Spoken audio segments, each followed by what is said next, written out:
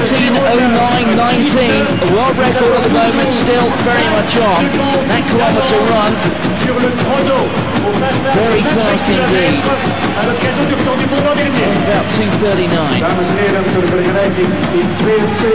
So now Kenensa hits the front on his own. Starting to leave his brother behind. Rico, I think, will know that perhaps he's going to do a little bit more work, and you can see him just itching to get past back to back 13:10. That's the sort of time he's running. It is quite phenomenal. It really is taking distance running entirely, but it's taking it on a decade, isn't it? That's the way he runs.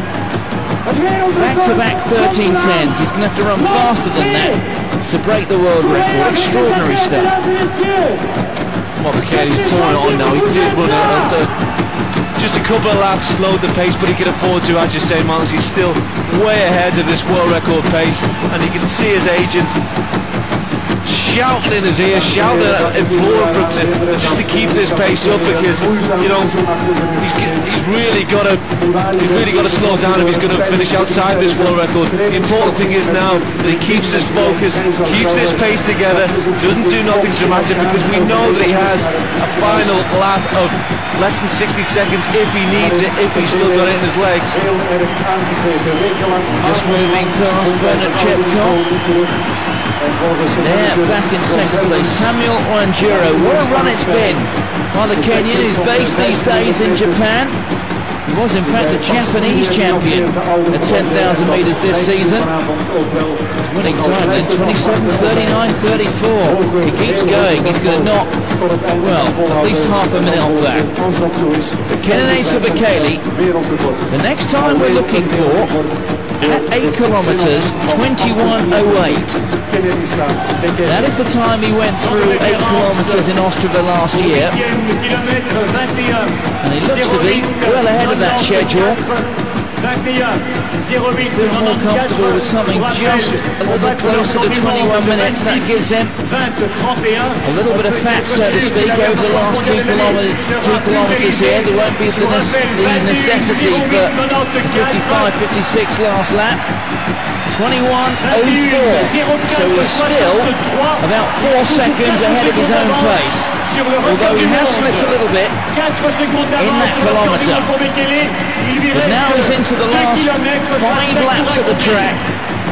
64.7 that last 400 metres, so he's slowing just a little. Up till now, he's been right on world record pace.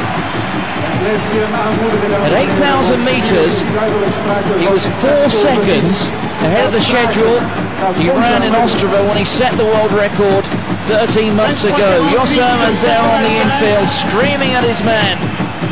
Bekele, he's been on his own now for the last 3 kilometres. 23:48 the split there, 23:45, so he's still about 3 seconds ahead of the schedule. He's set in Ostrava, but he needs to run this final kilometre in something like 2:35, so he actually has to pick up the pace.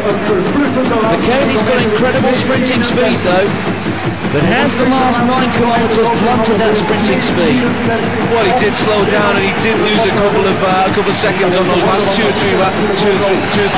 But the important thing to note is he did stop the rot, and he didn't lose enough to fall outside world record pace. And now he's running consistently around the 64-second mark for those 400 metres. So he was slowing, but he stopped that rot. Now the question is, can he continue to pick up the pace? He was 3 seconds up.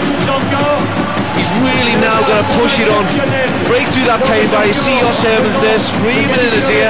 He'll be telling him that the world record is on. He's just got to hold his form, take himself through this pain barrier. He still looks relatively comfortable, but you've got to wonder what else is in the tank.